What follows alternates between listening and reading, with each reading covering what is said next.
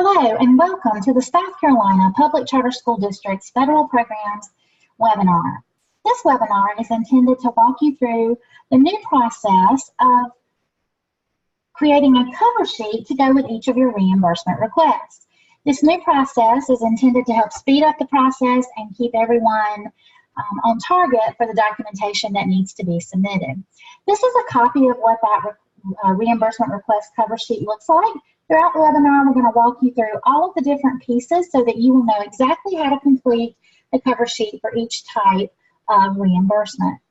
The cover sheet was created to ensure that the reimbursement process runs smoothly, schools receive timely reimbursements, and to ensure that you're in compliance. So our hope is that by completing this cover sheet for each of your documents, things will be organized and you will have all of the evidence that you need so that we don't have to go looking for it and you will be able to get reimbursement in a much more timely fashion. So we're excited about this new cover sheet. Here are the instructions for the cover sheet. You will complete a separate cover sheet for each reimbursement request, and then you'll attach the cover sheet to all of the supporting evidence in the appropriate epicenter submission.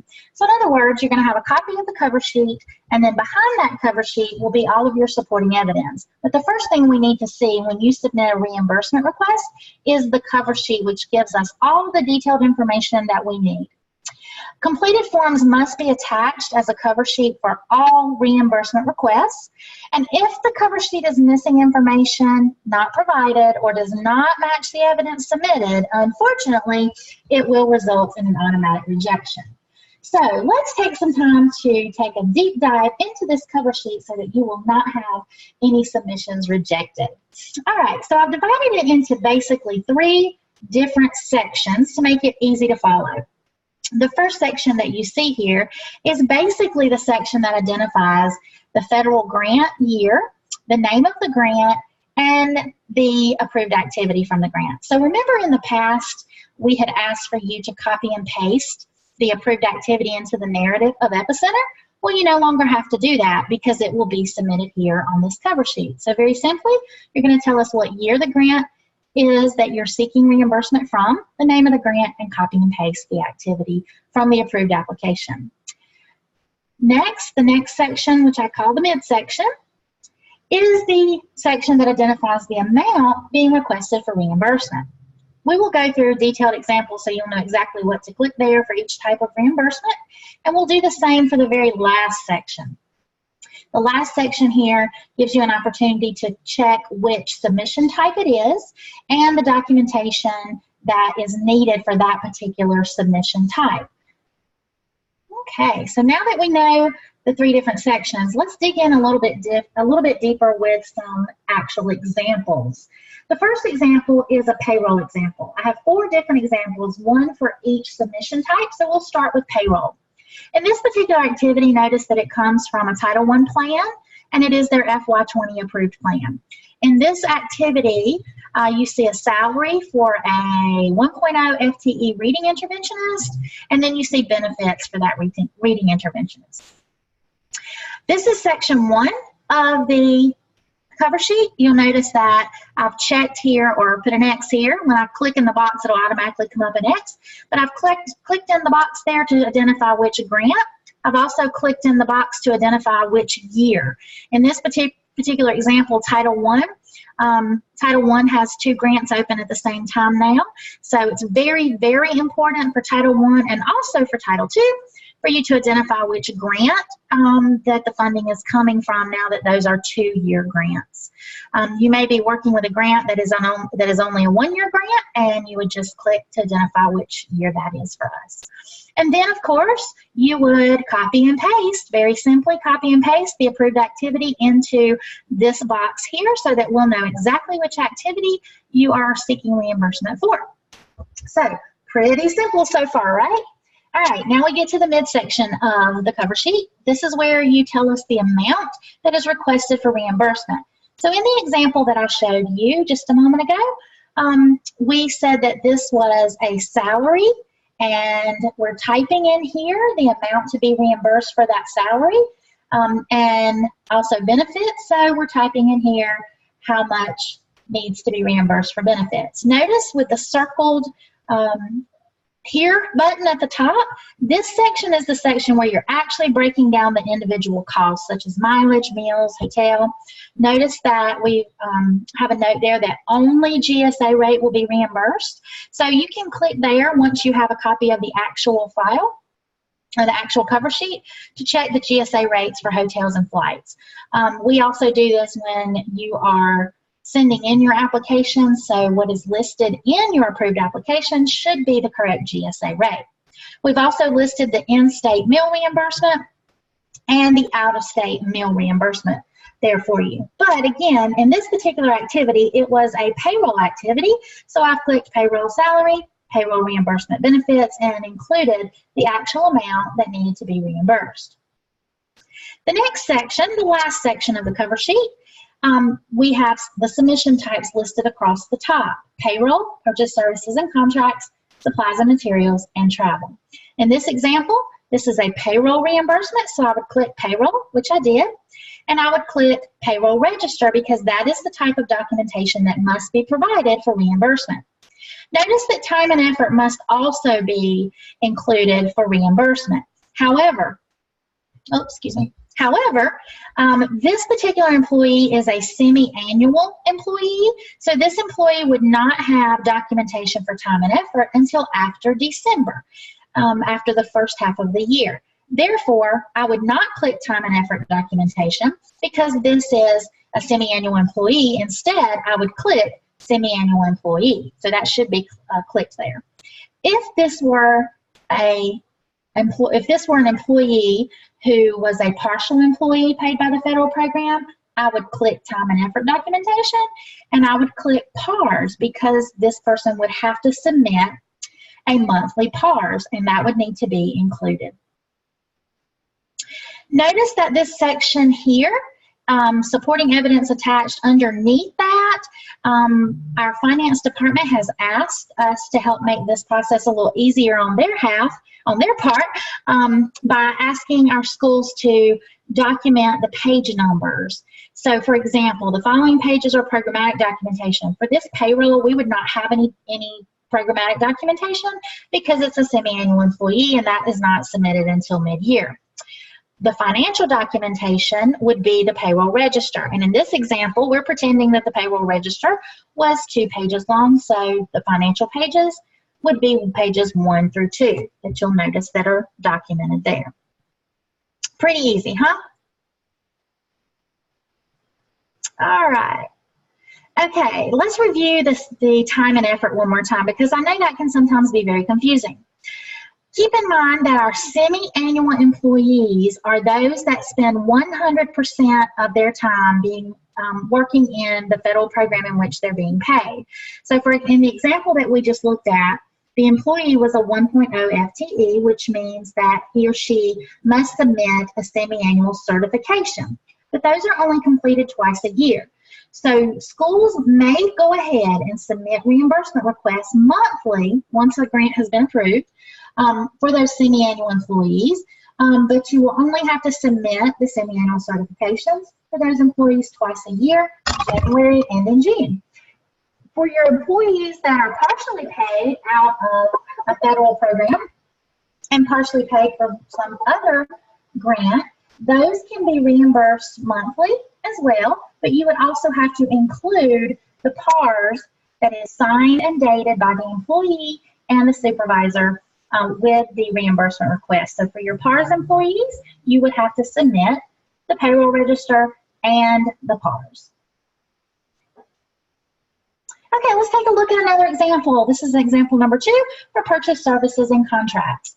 This is from a Title I activity, the FY19 approved plan. It's to provide 1 full day on-site professional development at $300 per day for their middle school instructional staff and administration on using this particular program. Okay, so if we look at an on-site professional development opportunity, this means that this school is contracting with an outside agency to provide this professional development on-site at the school at $3,000 per day. So again, we look at the first section, we click the grant year, we click the name of the title of the grant, and we copy and paste the activity from the approved plan into this section. You can see there where it's copied and pasted. And the next section, which is the midsection, this is going to be an invoice. That's the type of reimbursement, and it's an invoice for $3,000. Notice that we've clicked the $3,000, we've typed in the $3,000 under the amount to be reimbursed. And then we go down to the submission type. We would check purchase services and contracts, and underneath purchase services and contracts, you'll notice the financial documentation is listed first, such as the purchase order. The purchase order is required for items over $2,500 so that you're following your procurement guidelines. There would have to be a copy of the invoice, and there would also have to be proof of payment, such as the check that shows it has already been processed by the bank, or a copy of the bank statement showing that it had been processed by the bank. And that's your financial documentation for purchase services.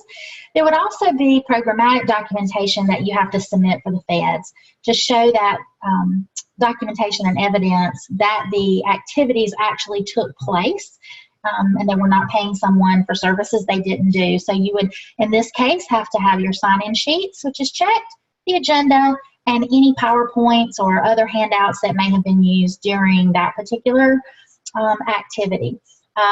If it is a parent and family engagement activity, you would have to include the invitation to participate and then also minutes of any meetings that you were having, because the parent and family engagement is a big part of Title I, and so that is why that is listed there.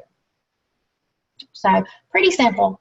Check purchase services and contract and click all of the documentation that you have attached that's applicable to that particular submission type.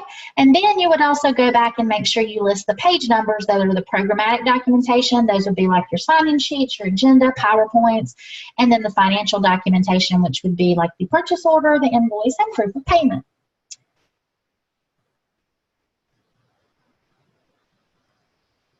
It's very helpful here when you're listing these financial documents. This helps to speed up the process, because when you send in your submissions, your reimbursement requests, they go to your programmatic person first. And after the programmatic person reviews the programmatic documentation and reviews the financial documentation, then it goes over to finance to have another look at the financial documentation before it is approved by finance to reimburse. So this really helps speed the process up if you have a lot of documentation, to let finance know exactly what they need to be looking at, what page numbers they need to be looking at for financial type documentation. Okay, so pretty simple. Now let's look at another example, supplies and materials. This sample activity was taken from a Title II plan from their FY19 plan. They wanted to purchase books for their new teachers to participate in a book study each month. They listed the names of the books and told how many they were purchasing and how much each book would be. So that's the activity we'll be looking at next. So again, very simple. Click the grant year that you are asking reimbursement from, the name of the grant, and notice we have some other grants over on the right side. If there is a grant that's not listed here that you are seeking reimbursement for, you can click other, and you can click to add the name of the grant. And again, very simply, copy and paste the activity into the box to let us know what activity you are asking reimbursement for. This really helps schools to keep up with how much they're spending in each one of their categories as well. All right, so next section, the midsection, where you're breaking down the individual costs that you're seeking reimbursement for. Notice this would be an invoice. The invoice was for $225, so we've typed in the amount to be reimbursed there. I'd like to note here that if you have an invoice that is for more than what was allowed in the activity or what was approved in the activity, then you would only type in here the amount that is to be reimbursed based on the approved activity. So for example, it's possible that this particular activity, the books for the book study, may have had a total cost of $500. But this particular grant was only paying $225. So even though the invoice may say $500, the grant's only paying $225, so you would type in what the grant is reimbursing. This ensures that you're not getting reimbursed more than what was the allowable amount. And it also, it's also just a double check to make sure you're not being reimbursed more and then you end up having to pay that money back at a later time. So lots of checks and balances there. So again, you would click invoice and type in the amount. Then you would move down to the submission type and notice that we've checked supplies and materials. The item was not over $2,500, so we do not have to include a purchase order. We would be including an invoice and proof of payment for that as financial documentation. The programmatic documentation, again, the feds want to see documentation that the activity actually took place and we're not paying for something that did not take place. So they would require sign-in sheets, agendas, PowerPoints, or other handouts as evidence that the activity actually took place. All right. Then, of course, don't forget the page numbers that will help us out in letting us know. This is also very helpful if you have to go back and look in Epicenter for activities that may have been rejected or activities that were approved and so forth, and you're just looking for documentation. It helps you to know what pages are programmatic and which pages are financial. It also helps if you correctly save the documents as what they really are. I've seen documents come in and have just the check number listed. That's how it was saved.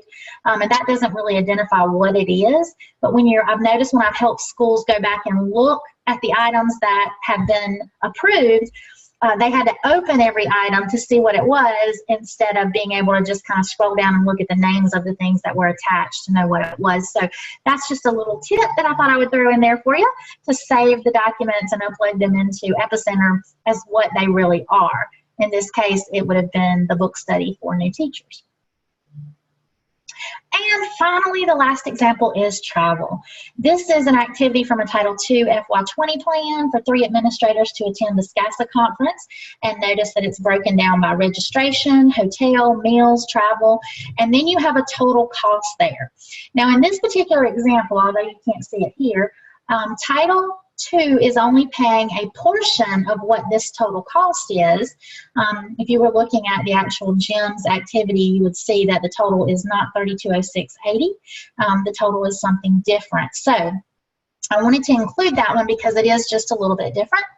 Notice again, very simply, check the box for the grant year, the name of the grant, and copy and paste the approved activity into the grant. And then moving forward, we look at the reimbursement. Now, I did include the hotel in this reimbursement, the mileage in this reimbursement, and meals in this reimbursement. Note that only the amount being claimed is entered here because part of the activity is being paid with other funds. I included a copy of the activity at the bottom so that you could see only the 282, the 272.60, and the 2020. That added up to the total that the school had for this activity in their particular grant. So notice that they did pay for registration, but it wasn't part of their activity because they just didn't have enough money in the grant to pay for it. So in this particular activity, also notice that the hotel is only $282, which is the allowable GSA rate that we can reimburse using federal funds. Perhaps the hotel was more than that, and the school is going to pay the difference with other funding, but notice that here we're only putting in, typing in the amount to be reimbursed, which is what is allowable by federal programs. So your hotel receipts may have an amount greater than that, but we're only allowed to reimburse the GSA rate, which would be in your plan to begin with. Let's see, I think that covers that. All right, so submission type would be travel. So you see we've clicked travel, and then you would have to include an invoice. So you would have invoices for your hotel. You would also have an invoice for registration if you were claiming registration in that activity. You would have to show proof of payment where it was paid.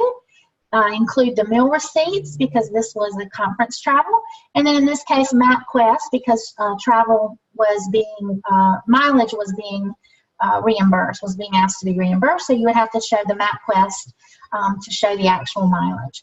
The programmatic documentation needed here would be the conference agenda and proof of attendance at the conference. Some examples of that could be a name tag, certificate of attendance. I've even seen where people have taken pictures of themselves with the presenters and copies of the agenda, things like that. So just something to show the auditors that you actually attended the conference.